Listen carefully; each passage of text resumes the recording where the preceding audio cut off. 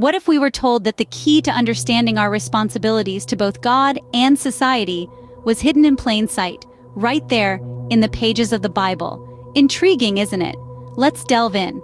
Our exploration begins with Matthew 22:21, a verse that has Jesus advising, "Give back to Caesar what is Caesar's, and to God what is God's."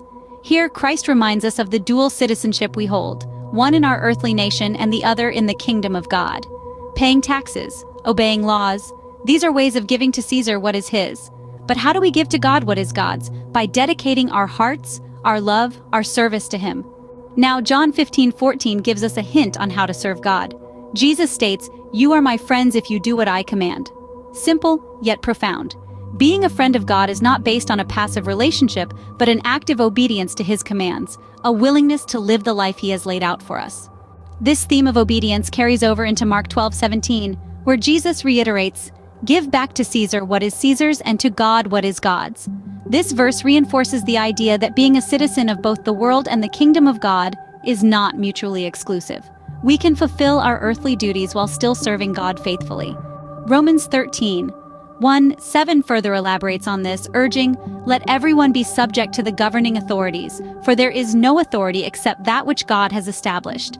This passage highlights that all earthly authorities are allowed by God. So, by obeying them, we are in fact obeying God as long as their laws do not contradict God's laws. Luke 20:25 echoes this sentiment.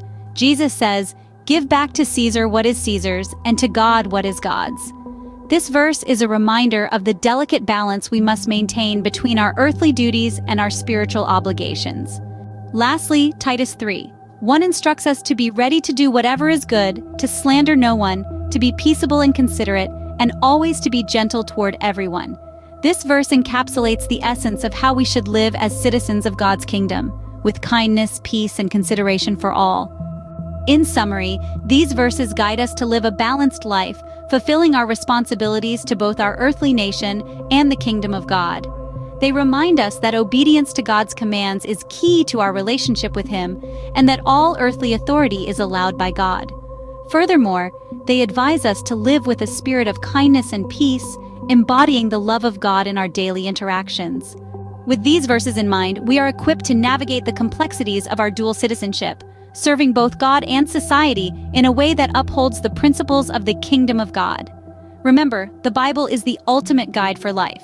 Its wisdom is timeless, its lessons profound. Take time to delve into its pages, and you'll find answers to life's most pressing questions. And while you're here, consider subscribing to the channel for more enlightening content.